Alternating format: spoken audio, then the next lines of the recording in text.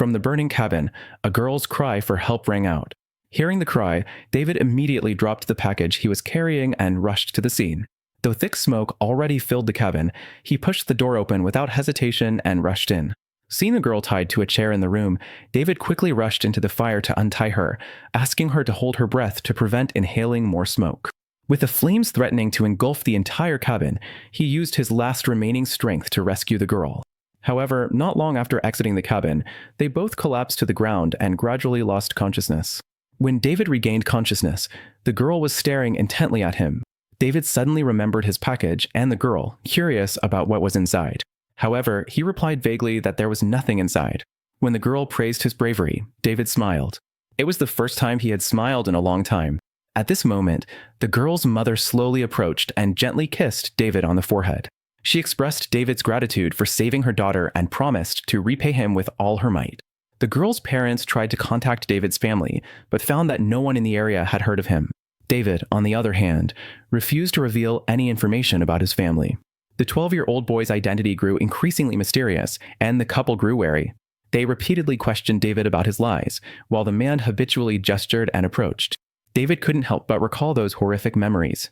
Just a few days ago, David had been in a labor camp in Bulgaria, over 1,000 kilometers away.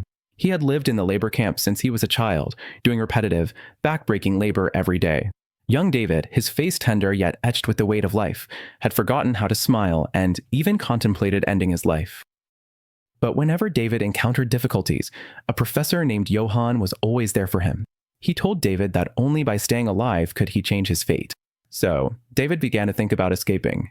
That night, with a solemn expression on his face, he listened quietly to a man's words. Tonight is David's only chance to escape. You must follow the instructions and leave the camp and deliver the wax-sealed letter to Denmark. The journey will be difficult. Remember, first, the outside world, though vast, harbors dangers. Trust no one for safety. Second, do not open the letter beforehand, or your life will be in danger. David silently memorized these words. When he awoke again, Johann, sleeping across from him, seemed to nod in greeting. David knew the time had come. After taking the extremely important letter, he began his escape plan.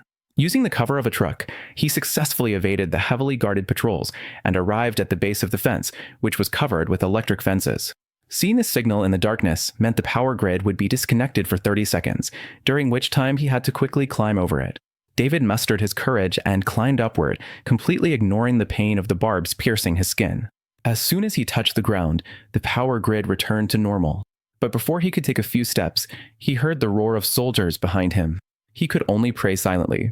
When he turned around, he realized the soldiers were merely arguing among themselves, oblivious to the young boy in his eyes. He quickly rushed into the nearby woods and, as planned, unearthed a package hidden under a tree.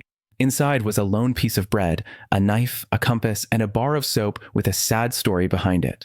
After gathering his supplies, David used the compass to find the correct direction. In the cold night, a lone boy ran. He had to escape Bulgaria tonight, but a loaf of bread wasn't enough to sustain him through the night. After spotting the convoy, David seized the opportunity to hitchhike. After boarding the train, he hid in the innermost compartment. After a while, exhausted, he fell into a deep sleep. When he woke again, it was daybreak and the truck was about to cross the border. Just then, a group of soldiers arrived for a routine inspection. Seeing the uniformed soldiers before him, David suddenly felt a surge of anxiety. So, while they weren't paying attention, David jumped out of the car, luckily avoiding the inspection. But the rapidly changing situation made it impossible to rest, and he continued running until nightfall. Until David reached the border, but this time, he wasn't so lucky. A towering fence and an invisible high-voltage electric grid stood in his way. Driven by his overwhelming desire to survive, he quickly dug a path under the fence, but was eventually discovered by patrolling soldiers. Just at the last moment, as the soldiers arrived, he successfully crossed the border. However, when he turned back, he found the important letter had fallen to the ground. At the critical moment, he turned back and retrieved the letter. At this point, only a thin wire mesh separated him from the soldiers. Thankfully, they didn't dare fire into other countries' territory. With the faint flash of a signal flare not far away, David finally arrived at his first stop, Greece. Next, he had to find a way to cross the sea to Italy. He reached a nearby port and, unnoticed, climbed aboard a ship bound for Italy along a thick rope. Then, he quickly hid in a suitable cargo hold. His frayed nerves made it difficult for him to sleep. The important letter in his hand was his only hope. When he finally fell asleep, a mysterious woman appeared in his dream, smiling at him. Perhaps it was David's mother from his memory. But every time he opened his eyes, only Johan's figure appeared before him, accompanying him through the difficult days. David told Johan, "This mission is difficult. We're very likely to be discovered." But Johan simply smiled and replied, "As long as David is adept at hiding in the crowd, he can do it. There are places of kindness in the world, and David will always find them. Now this is David's journey, the destination of which is kindness and freedom." But Johan was ultimately just a dream for David. The next morning, he was awakened by a chattering crew member. Thankfully, David, having been exposed to multiple languages in the labor camp, was able to understand the crew member's words. The crew member stated that a ship could not harbor stowaways and turned to report him to their superiors. In desperation, David pulled out his pocket knife. The exquisite Soviet-made knife delighted the crew member. Although the crew member didn't receive the compass David was holding, he agreed to help David, provided he disembarked before entering the harbor. After some time, the ship arrived near the harbor. The crew member put a life jacket on David and lowered him to the surface with a rope. The tide automatically carried him to shore. Although David professed his fearlessness, having never seen the ocean before, he was incredibly nervous the moment he touched the surface. Thankfully, the faith Johan instilled in David kept him going. When David awoke on the shore the next day, the scenery was completely different from his memory of the labor camp. The empty hillside and the sapphire blue sea seemed to celebrate David's rebirth. David could finally bask in the sun, breathing in the free air, washing away the dust from the labor camp's quarry. Suddenly, a plane roared overhead, and David nervously tried to dodge. David realized that his mission was far from complete, and he had to continue north. Sometime later, he arrived at an unfamiliar town. Although there were no uniformed soldiers, the gazes of the people around him made him feel distracted. Johan's words kept repeating in David's mind, "The outside world is full of dangers. Trust no one." So, he moved forward cautiously, searching for food. When they passed a bakery, the owner warmly invited him in. When the owner learned that David had no money to buy bread, it didn't matter. As long as he was willing to help out, he would receive bread as compensation. The owner's only requirement was that he greet customers with a smile. But David, who grew up in a labor camp, seemed to have never smiled in his memory, and he didn't even know how to smile. Seeing his dull expression, the owner turned to Saint Elizabeth and complained, "How can there be people in this world who can't smile?" Then he gave David a card from Saint Elizabeth, hoping for divine protection. After explaining everything, the owner said he was going to get some fresh bread, but instead turned and started talking to the police officer at the door. David, wary of the situation, immediately understood what the uniforms signified. When the shop owner and the police arrived, he cleverly escaped the bakery. After escaping the bakery, he ignored his hunger and began running desperately. The signs of pain were like invisible shackles, locked deep within his heart, seemingly impossible to break free of. After some time, David, exhausted, ran into a desolate forest. David stumbled and fell, his body tumbling uncontrollably until it crashed into a tree and came to a stop. However, the compass was completely damaged, making the rest of the journey even more difficult. Disoriented, David could not find his way forward and wandered through the woods. Trapped in the woods, David recalled the painful past. The officer had rounded up everyone in the labor camp to find a lost bar of soap. What happened next was a blur. All he remembered was the sound of a gun being loaded. Awakened by the memory, David returned to reality. He silently prayed to Saint Elizabeth, his gaze fixed on the distant sky. Suddenly, as if guided by some kind of guidance, David slowly climbed to the top of a large tree, from which he saw the direction of the exit. He set out on his journey alone once again. When he reached a small town, he was blocked by a dog. The dog, seemingly unable to tolerate David's distress, barked and chased him, forcing him to climb a high wall. The dog's owner, an elderly woman, arrived just in time to chase the dog away. Without further ado, she thrust a basket of fine wine into David's hand, commanding him to deliver it to the farm ahead, and gave him 2 coins as a reward. David trotted along, completing his task quickly. Watching the revelry on the farm, he couldn't believe such a wonderful life could actually exist. However, the farmer took no liking to the sad-looking child, and David left in frustration. On his way, he picked up a broken mirror, wanting only to confirm whether he was truly as gloomy and unattractive as others saw him. Sighting a shop not far ahead, he began practicing his smile in the mirror, hoping to please others. But having never smiled before, it felt a little unnatural. Already starving, David couldn't resist the temptation to buy food. However, when he pulled out the coins he had with him, the shopkeeper told him he didn't have enough, and he was eventually kicked out. David could only leave dejected. The yellow and white books in the window seemed to bear witness to his perseverance. The happy mother and child on the street always reminded him of his mother. If he had a family, he probably wouldn't be starving on the street. For all this time, rain or shine, he had endured it alone, the painful memories only becoming more vivid as the rain washed them away. His mother was still calling his name before she vanished. Johan was right. Only by staying alive could he change things.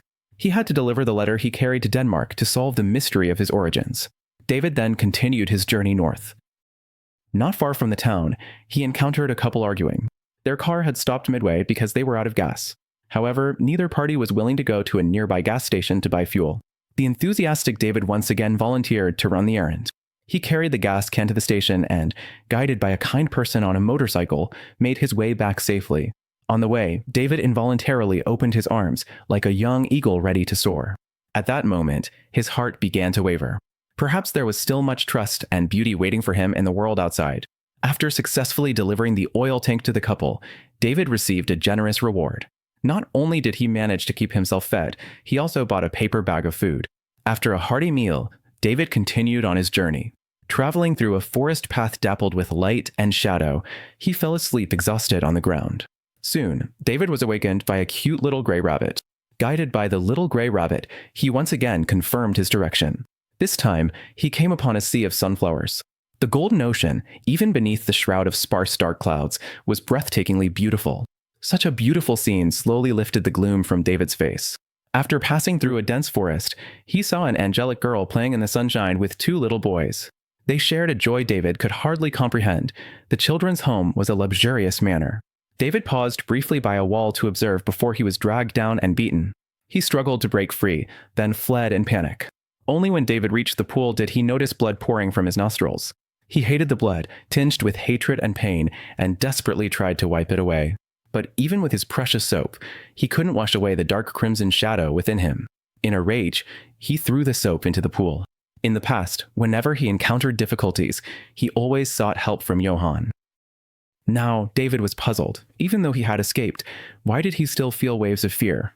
Soon, an urgent cry for help rang out from the burning hut behind him.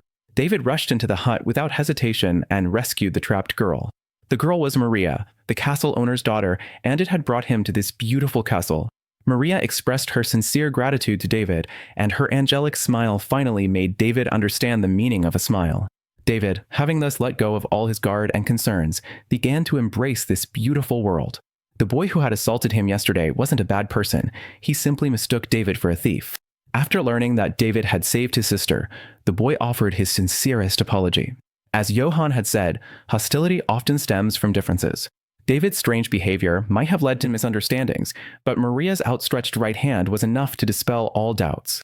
This inexplicable trust and warmth was exactly what David, having grown up in a violent and closed environment, longed for most, and it gradually taught him to learn to integrate into that environment. But at this moment, he still couldn't quite believe that such beautiful things could truly exist. He told Maria that he had witnessed many horrific things and people since childhood.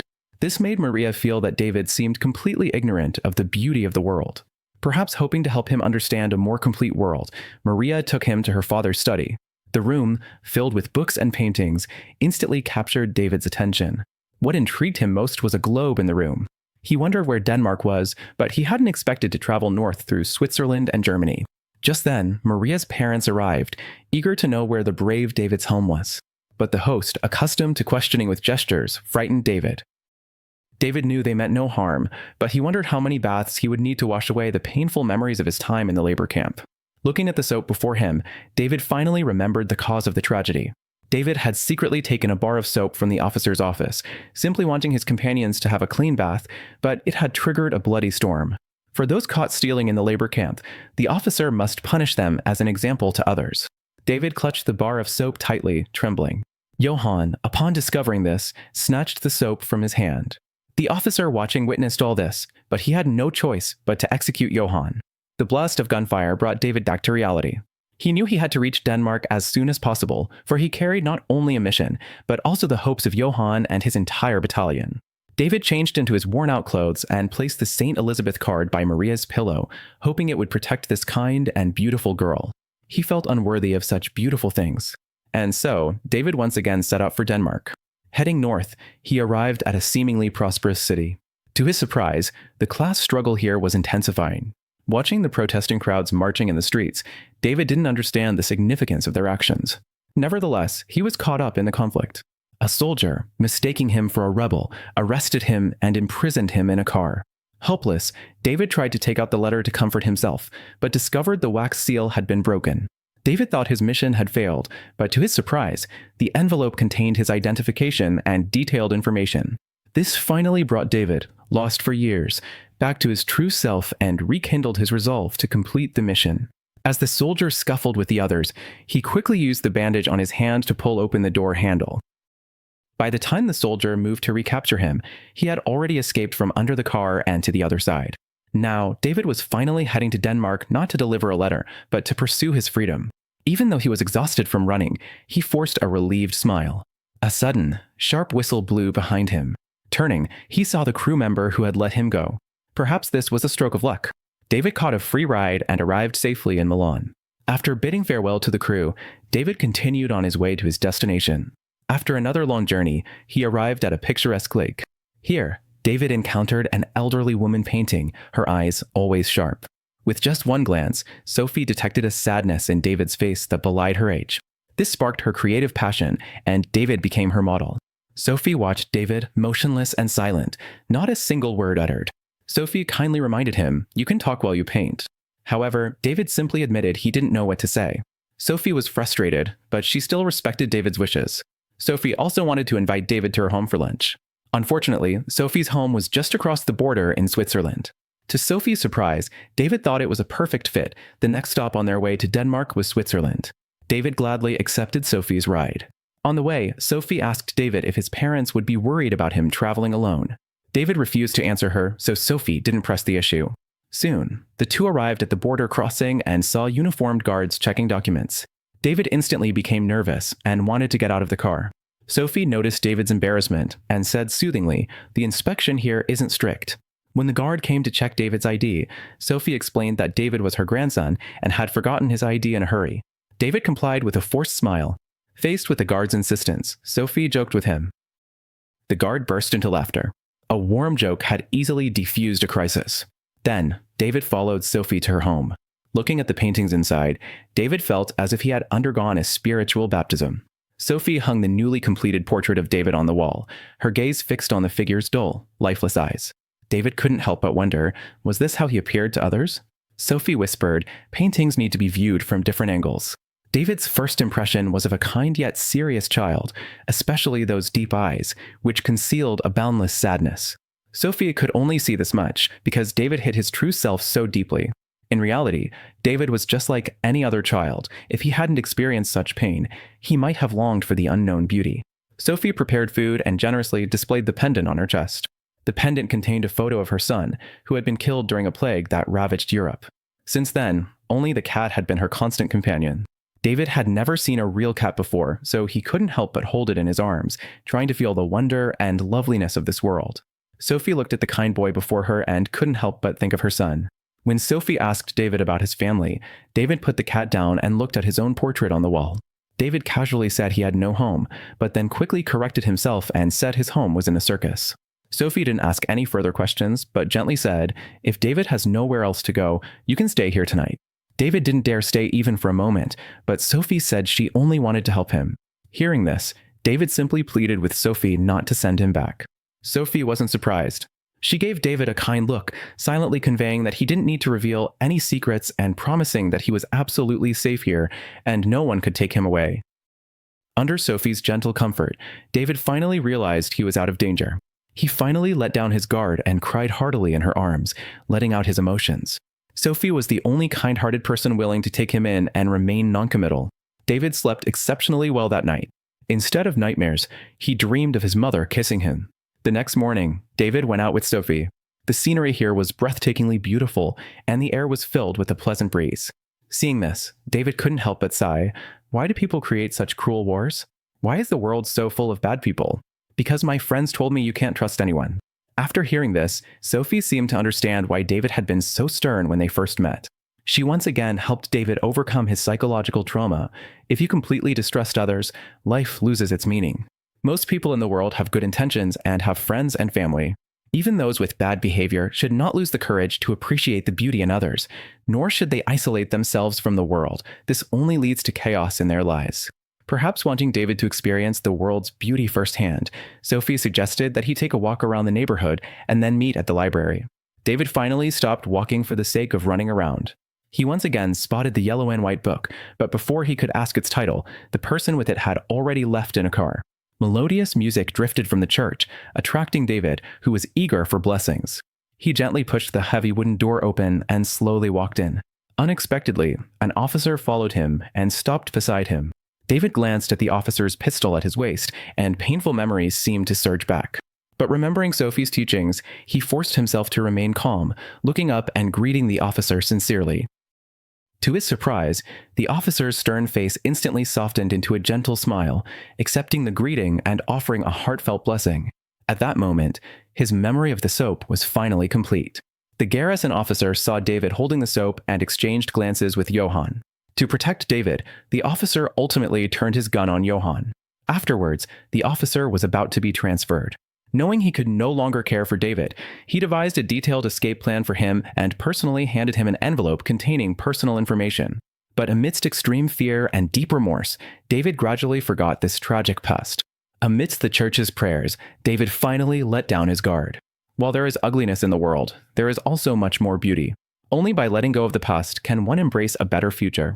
David arrived at the town library as scheduled. There, he once again saw the book with the yellow and white cover. Through Sophie's introduction, he finally learned that the book was titled Journey and Sorrow, and that the author was a Bulgarian woman. In her book, she recounts her post-war experiences, the deaths of her husband and son, and the death of a guard who had captured her, a close friend from childhood. With the guard's help, she escaped, disguised herself, and traveled to Denmark to become a writer. Gazing at the author's photograph on the book's title page, memories buried deep within David suddenly resurfaced. This was the mother he longed for, the one he dreamed of so often. David couldn't believe what he saw. David finally understood that the officer protecting him was the very guard his mother had mentioned. The officer had sent David north with the letter, hoping to return to his mother. Sophie, upon learning the truth, immediately took David to the police station. With the help of local authorities, David finally completed his long journey. After bidding farewell to Sophie at the airport, David boarded a plane to Denmark. He finally lost his fear of strangers. On the plane, David seemed to see Johann in his final moments, smiling and nodding, offering him hope for a better life. David finally set foot on Danish soil. Seeing his mother, clad in a red dress, gradually approaching his side, David could no longer suppress his longing. "I am David. I know." Then, after years apart, mother and son finally embraced each other. This concludes the series. Thank you for your support. See you next time.